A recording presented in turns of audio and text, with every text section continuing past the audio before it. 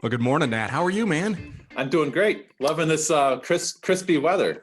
Oh, boy. Speaking of being excited about something, I know you're excited about this crispy weather, but I am excited. I was just reading. I was with Ford. I grew up in a Ford family, father, grandfather of Ford dealers. I spent a lot of time as a corporate executive at Ford. And I know you've seen this, that Ford is bringing back the Bronco. Nice. Right? Yeah, I loved Yeah, that in right. high school. The Bronco was awesome. Right? I mean, I have memories. I grew up in Broncos, especially not the iconic 70 ones, but the ones in the 80s that were bigger and stuff like that. Yep. But very, very cool. So I'm excited about that. I might even put an order in because that's if I'm allowed to have another vehicle. But the idea is it's very cool. I think they've done an excellent job, and I think they're going to give Jeep a good run for it. But here's the cool thing, right? So I love performance. You like performance vehicles. So I was just reading Hennessy Performance is going to take a Bronco and they're going to take the horsepower up to some crazy number like 800 horsepower or 700 horsepower. Holy cow. Yeah. So you basically, they convert this thing over and add a bunch of, I think it's turbochargers, and it's so cool. It's like 0 to 60 in like 4 seconds or something crazy like that. Yeah. We got to keep that away from the teenage boys, but you and I could probably drive it, right? So I was pretty excited about that. So that's something to look forward to in 2021 for sure from this standpoint. As we look forward to 2021, one of the things that I've been reading about is a lot of people are looking at trying to get out of business. All right. And we work with people that are looking to get into business, invest in a franchise, right? But there are a lot of people that have just been through the last 9 months that say, you know what, I'm kind of done. I think I'm going to sell my business. I don't know what I'm going to do, but I'm going to sell. So, I know you've got a lot of experience with building and selling businesses. So I thought we'd talk about that today. So again, welcome to the Hire Yourself podcast. Nat and Pete are two guys that have been in business for a long time. We love sharing our experience and having guests on. And so today we're going to talk about this idea of selling a business. So Nat, you've owned and sold multiple different businesses. I think you've even done some business brokering, right? So let's start with, if you're going to sell your business, it's not something that you wake up and go, okay, I'm going to sell my business today, right? It's a methodical approach. Is that Yeah. right? I thought it was super interesting. When I bought my first franchise in 2001, it was a senior care franchise, so as you know, you go to corporate for training. And on day one of training, they're like, actually the trainer founder was like, you need to begin with the end in mind. So they're like, you want to build your business so that you'll be able to have a successful exit regardless, because most people are going to exit at some point, right? And it really stuck with me, that concept. And so, franchising is really good at systems and processes and procedures and all that. And I think that's a big part of the value proposition of a franchise. So the concept of beginning with the end in mind, and I think there's so much demand for existing businesses that I think if you just take a few steps and carefully, work on your business and not in the business all the time, you're able to have a much more successful exit.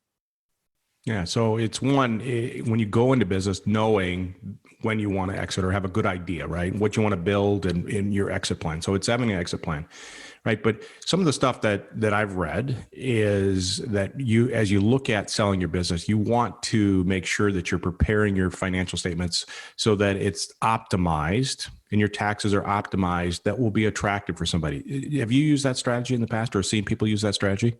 Yeah, I did quite a bit of business brokering in like 2009, 10, and 11. And it was interesting because I worked with a lot of mom and pops, so non-franchises. And I also worked with a lot of franchises. And I thought it was so interesting, just the different approaches to keeping your books. A lot of times mom and pops, sometimes just had to kind of chuckle. They're like, their corporate tax returns showed little or no profit, which is, fine. I understand you want to have a business for some tax benefits, but then they're like, whoa, but really, I made all this money. And then they're trying to sell the business for, 2, 3, 4 times all this money. And I'm like, we need to back up here. You can't basically not pay taxes on money, not pay taxes on profits because you took tax deductions. And then on the other side, ask a buyer to pay, 2 or 3 or 4 times, some after add backs. A lot of times franchising company, unit level franchises are much more organized because they're paying royalties on the top line dollars. And the franchisor, the parent company, gives you a standardized chart of accounts. So it's much cleaner. After a couple of years, I'm like, I'm not even going to mess around with these mom and pops anymore because they really don't know what they're doing. All right. Very good. So it's a franchise lever. You've got the leverage there of the chart of accounts and their processes and stuff like that. Okay. So you're positioning a little bit. Now, I think it's also part of it is that as you're looking to sell the business, you have to understand the drivers of why somebody would buy your business. So what are key things of if somebody's looking to buy a business, what are they looking for? I think they're looking to accelerate their time to get their doors open and to make money. So a lot of times they're actually looking to buy cash flow.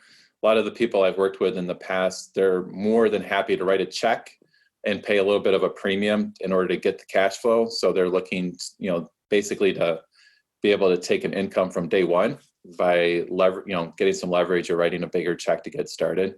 I think every business owner always kind of struggles with how do I get customers or how do I get employees?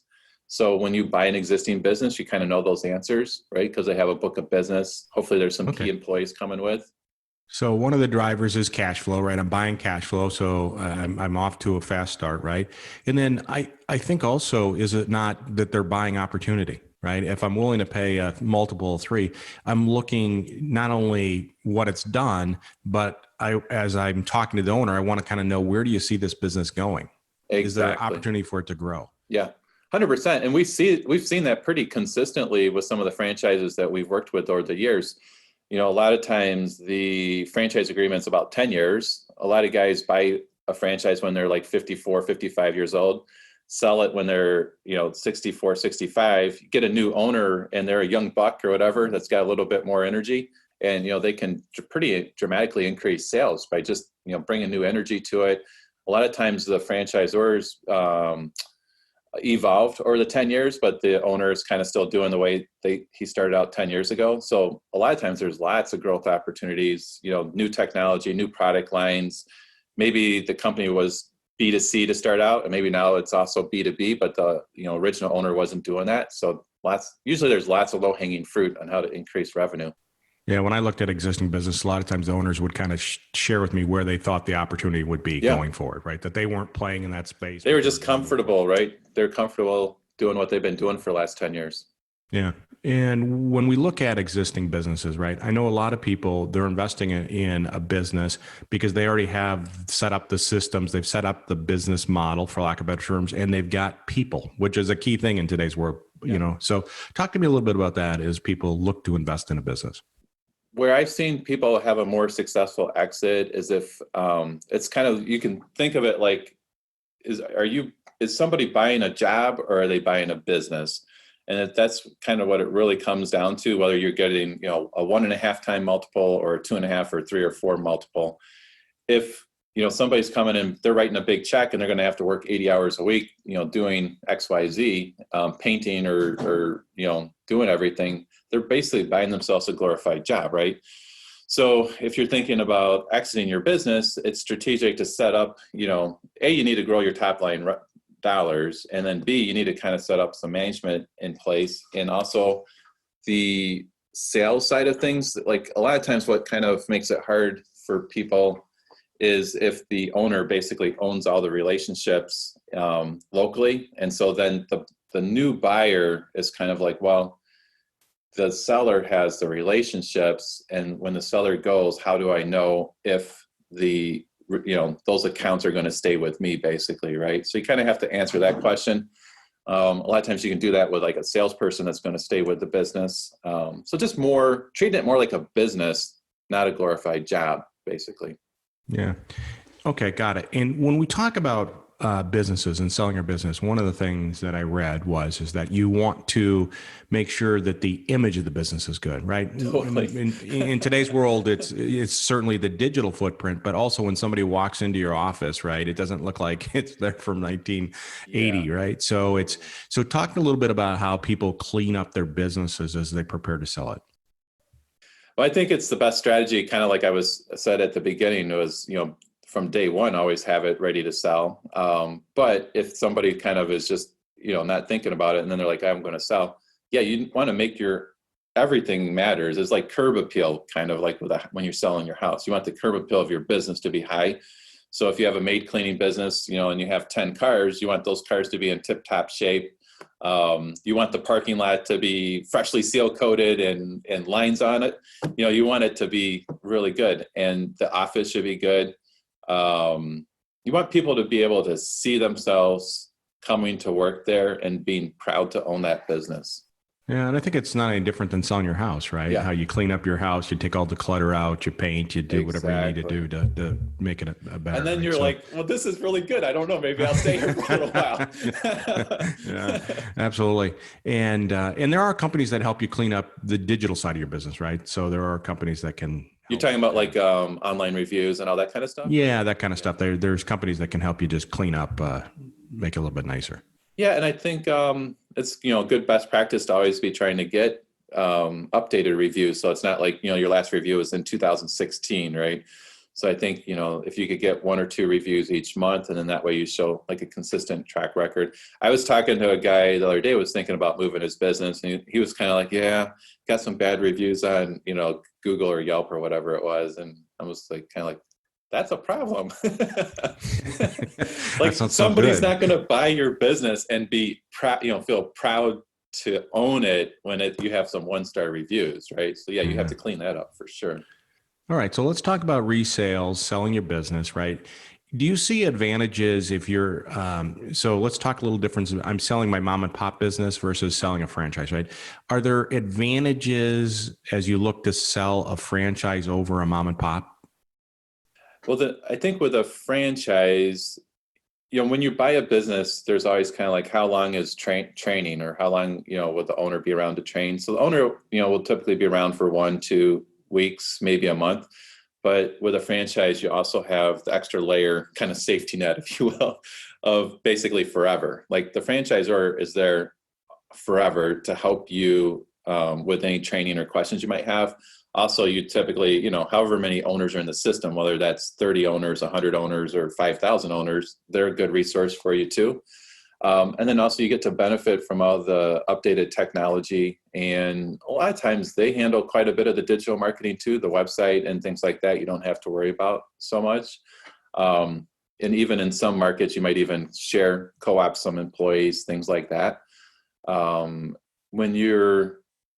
think guys that prefer to buy a mom and pop are ones that are just, pretty adamant. They don't want the support. They just want to have full control. And I think when I talk to people pretty quickly, I kind of figure out if they're like, they want nothing to do with a franchise, or they're like, oh, that really helps me have more peace to know that I have all the support and infrastructure in place. It's kind of like the safety and numbers, right? Yeah. You're like, in a group of people. So if I got this right, if I'm selling my franchise, the owner, as they present the business to somebody that wants to buy it, right, there's a real advantage because you can say, hey, listen, I'm going to give you a transition, right, as the seller, but also the franchise is going to take you through training. They have all their systems, the process, the procedures, the support, all that kind of stuff. And then you have this whole network of other franchisees. So not only do you get me for a little bit, but you have this backside of the franchise helping you going forward for a long time to improve your chances of success, I suspect. Yep.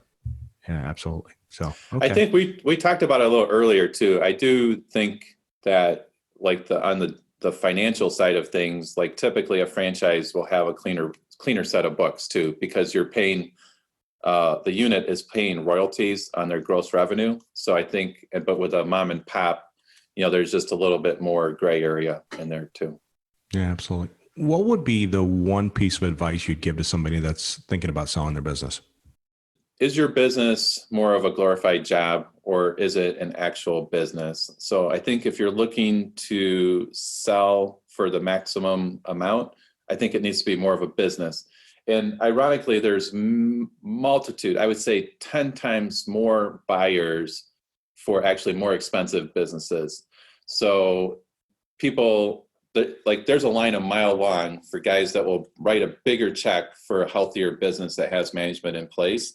So that would be my number one advice, like grow your top line revenue, figure out how to get management in place. So it's not just a job, make it an actual business. One book, a couple books that have been super helpful to me over the years, of course, there's that E-Myth, and E-Myth Revisited is really good. And then also Traction is a really good book. And it talks about, like, sometimes where people hit a ceiling is kind of figuring out the people side of things in their business. And so there's a book called Traction, and it's really good about trying to get the right people in the right seats on the bus, basically, right? And just as importantly, if there's, the wrong people, like getting rid of them.